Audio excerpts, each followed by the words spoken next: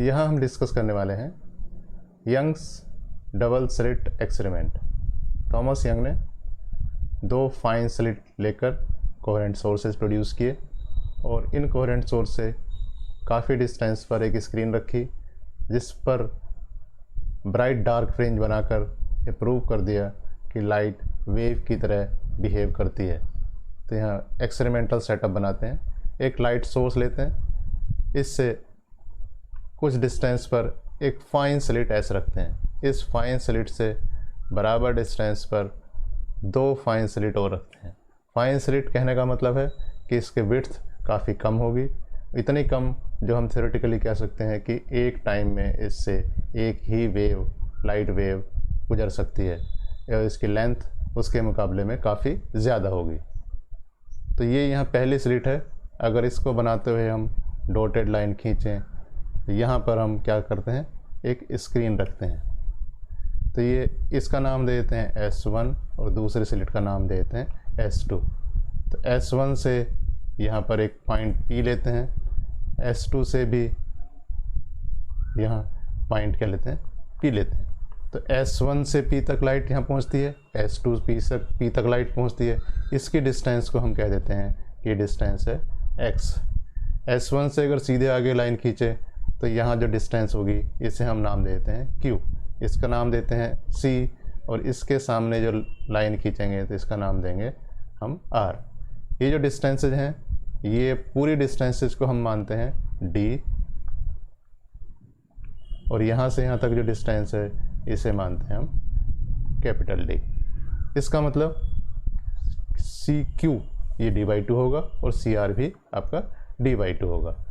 ये आपका monochromatic source है।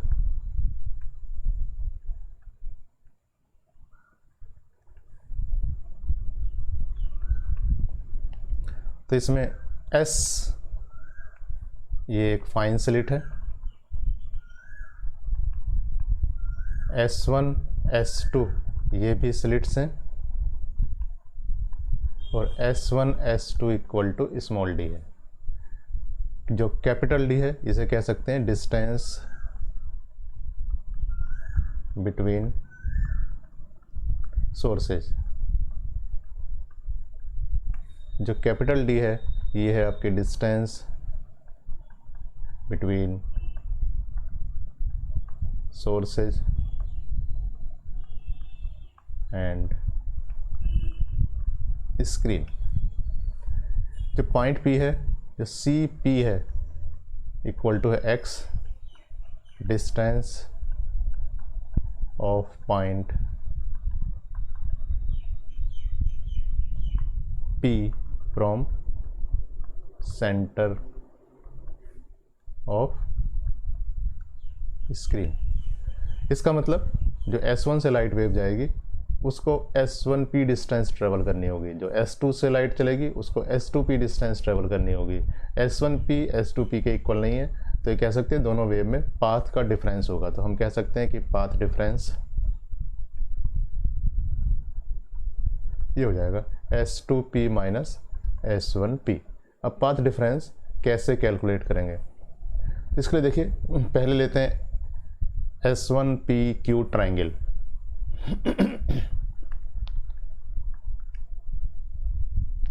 ये राइट एंगल ट्राइंगल है। अगर हम इसमें कहें कि S1P का square equal to PQ square plus S1Q का स्क्वायर, तो S1Q हो जाएगा आपका D स्क्वायर और PQ हो जाता है ये D, यहाँ से यहाँ तक X है और ये D/2 है, तो हो जाएगा X माइनस D/2 का स्क्वायर। दूसरा ट्राइंगल लेते हैं PRS2 से, तो S2P स्क्वायर इक्वल टू यहाँ हो जाएगा PR स्क्वायर प्लस S2R का स्क्वायर। तो यहाँ ये हो जाएगा D, S2R कितना है, ये D है, तो इसे रख देंगे D square plus X plus D/2 का स्क्वायर। तो हमें डिफरेंस निकालना है, तो यहाँ लिख देंगे S2P square minus S1P square, इन दोनों का डिफरेंस करेंगे। तो पहले ये लिखेंगे D square plus X plus D/2 whole square minus d square plus x minus d by two whole square. इन होल स्क्वायर्स को खोल देते हैं तो हो जाएगा d square plus x square plus d square by 4 plus x d और minus d square plus x square plus d square by 4 minus x d. यहाँ चूँकि माइनस साइन है तो d square x square D square by 4 सारे के सारे cancel हो जाएंगे, बचेगा क्या यहाँ से एक्स डी और यहाँ माइनस माइनस प्लस होने के बाद फिर से एक्स डी, तो हो जाएगा ट्वाइस एक्स डी। तो देखिए जो पाथ डिफरेंस है वो s2p square minus s1p square निकाला है, लेकिन हमें चाहिए क्या, हमें चाहिए s1p माइनस s2p। तो यहाँ s2p माइनस s1p निकालने के लिए हम s2p square minus s1p square के फैक्टर्स कर लेंगे। इसके फैक्टर होंगे s2p प्लस s1p और दूसरा फैक्टर होगा s2p माइनस s1p। तो यहाँ लिख देते हैं s2p minus s1p equal to twice x d upon s2p plus s1p। अब देखिए s2p है एक डिस्टेंस, s1p एक डिस्टेंस है। यहाँ कंडीशन क्या है कि जो d है, क्योंकि जो d है वो कैपिटल D से काफ़ी कम है, वेरी वेरी स्मॉल है, ये डिस्टेंस काफ़ी कम होती है और ये डिस्टेंस स्क्रीन और सोर्स के डिस्टेंस को बड़ा रखा जाता है काफ़ी। तो इस केस में हम कह सकते हैं कि s1p लगभग इक्वल टू होगा किसके, s2p, और इसे हम कह सकते हैं कैपिटल D के ही इक्वल है, या कह सकते हैं s2p plus s1p equal to 2d। तो यहाँ s2p माइनस s1p हो जाएगा twice x d over 2 capital D या एक्स डी ओवर D। तो पाथ डिफरेंस जो होता है वो एक्स डी ओवर D के बराबर हो जाता है। x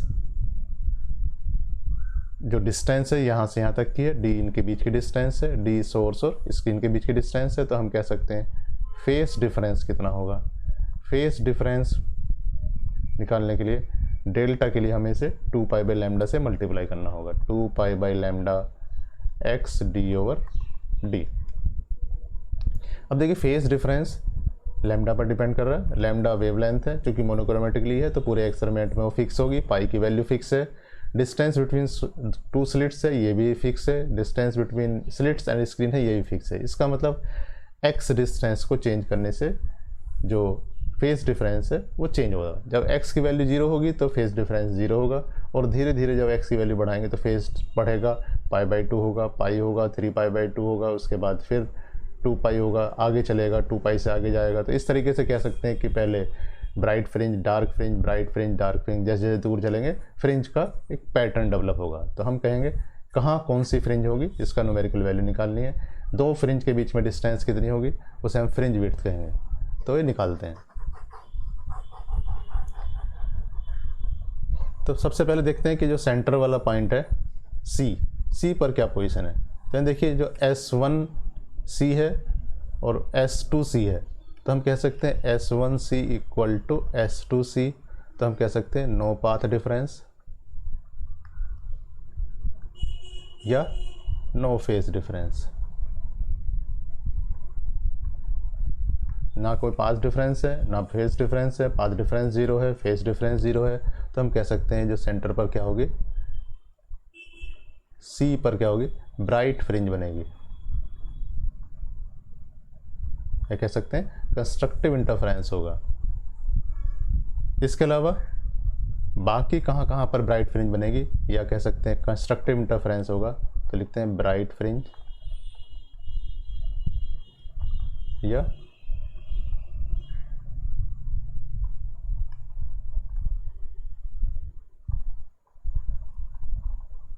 constructive interference. तो कंस्ट्रक्टिव इंटरफेरेंस के लिए शर्त क्या है कि delta must be equal to 2n pi. तो 2 pi by lambda x d over d must be equal to 2n pi. 2 से 2 कैंसिल हुआ, पाई से पाई कैंसिल हुआ, तो ये x इक्वल टू हो जाता है n lambda d over D. इसका मतलब है n की जो वैल्यू थी वो थी 0, 1, 2, 3। तो यहाँ हम xn दे देंगे क्योंकि n पर डिपेंडेंट है। इसके अलावा अगर हम कहें डार्क फ्रिंज कहाँ कहाँ बनेगी, तो डार्क फ्रिंज के लिए हम कह सकते हैं डिस्ट्रक्टिव इंटरफेरेंस है।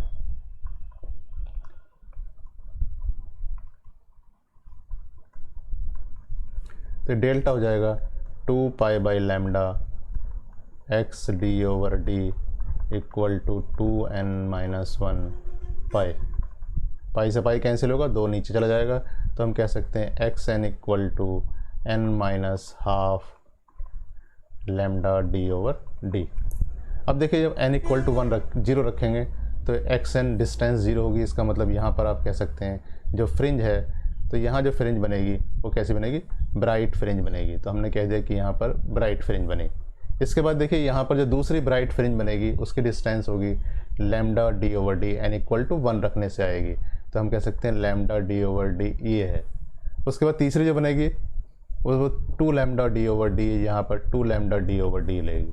पहली जो डार्क फ्रिंज होगी वहाँ देखिए कितना आ रहा है, n इक्वल टू 1 रखेंगे तो ये n इक्वल टू था 1 2 3। n इक्वल टू 1 रखने का मतलब क्या है, ये n इक्वल टू 1 रखने का मतलब है कि यहाँ पर ये हो जाएगी आपकी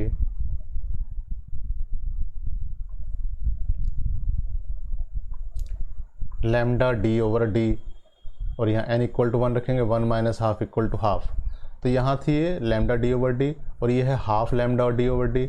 इसका मतलब है कि यहाँ बीच में डार्क फ्रिंज बनेगी, ये बीच में यहाँ 3 lambda d over d dark fringe बनेगी। तो इस तरीके से bright fringe, dark fringe, bright fringe, dark fringe, यहाँ dark fringe, bright fringe, dark fringe. अगर हम इसे ऐसे कहें कि ये पहले ब्राइट फ्रिंज बनी, इसके बाद ये डार्क फ्रिंज बनी, इसके बाद ब्राइट फ्रिंज बनी, इधर ये, तो इसे क्या कह सकते हैं कि ब्राइट डार्क, ब्राइट डार्क, इस तरीके से एक पैटर्न बना कि ब्राइट डार्क, ब्राइट डार्क। तो 2 ब्राइट फ्रिंज के बीच की डिस्टेंस कितनी है, या कह सकते हैं 2 डार्क फ्रिंज के बीच की डिस्टेंस कितनी है। क्या ब्राइट फ्रिंज के बीच की डिस्टेंस और डार्क फ्रिंज के बीच की डिस्टेंस अलग अलग है, तो इनको हम कहेंगे फ्रिंज विड्थ। देखने से पता चलेगा कि ब्राइट फ्रिंज के बीच की डिस्टेंस और डार्क फ्रिंज के बीच की डिस्टेंस सेम होती है, या कह सकते हैं फ्रिंज विड्थ सेम होती है। तो वो फ्रिंज विड्थ कितनी होगी, तो इसके लिए पहले ब्राइट फ्रिंज के लिए करते हैं। अगर हम ब्राइट फ्रिंज के लिए फ्रिंज विड्थ निकालना चाहें तो हम अगली वाली फ्रिंज में से पिछली वाली फ्रिंज के डिस्टेंस निकालेंगे। तो हम कहेंगे xn+1 माइनस xn। xn+1 रखेंगे तो ये हो जाएगा n+1 lambda d over d minus n lambda d over d. तो lambda d over d common लेंगे तो हो जाएगा n+1 माइनस n, तो ये हो जाता है लैम्डा डी ओवर डी। इस तरीके से डार्क फ्रिंज के लिए अगर लेंगे तो xn+1 माइनस xn, तो हो जाएगा xn+1 रखेंगे तो n+1 माइनस हाफ, ये हो गया आपका n+12 lambda d over d minus n-12 lambda d over d. तो लैम्डा डी ओवर डी ये हो जाएगा n+12 माइनस n+12, ये आ गया लैम्डा डी ओवर डी। देखिए इसका मतलब जो सक्सेसिव ब्राइट फ्रिंज है उनके बीच की डिस्टेंस है lambda d over D, successive dark fringe है उनके बीच की डिस्टेंस है लैम्डा डी ओवर डी। तो इसे हम कॉमन कह सकते हैं फ्रिंज विड्थ। तो ये क्या हो जाएगा, fringe width beta equal to lambda d over d. अब देखिए जो फ्रिंज विड्थ है वो किस किस चीज़ पे डिपेंड कर रही है, लैम्डा, डी और डी। लैम्डा पे डिपेंडेंस के मतलब क्या है कि वेवलेंथ ज़्यादा होगी तो फ्रिंज विड्थ ज़्यादा होगी।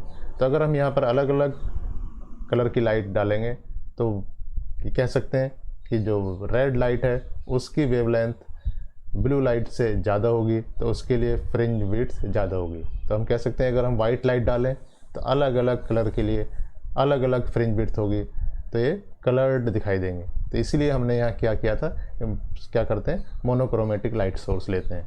इसके अलावा ये कैपिटल डी पर डिपेंड करती है। कैपिटल डी का मतलब है कि ये स्क्रीन और सोर्स के बीच की डिस्टेंस पर डिपेंड करती है। ज़्यादा दूर स्क्रीन होगी तो फ्रिंज विड्थ ज़्यादा होगी, इसलिए ये दूरी ज़्यादा ली गई है ताकि आप उसे पढ़ सकें। दूसरा जो स्मॉल डी है वो कम रखेंगे तब फ्रिंज विड्थ ज़्यादा होगी, तो इसलिए स्मॉल डी की वैल्यू हमने पहले ही कैपिटल डी से काफ़ी कम रखी थी। Thank you.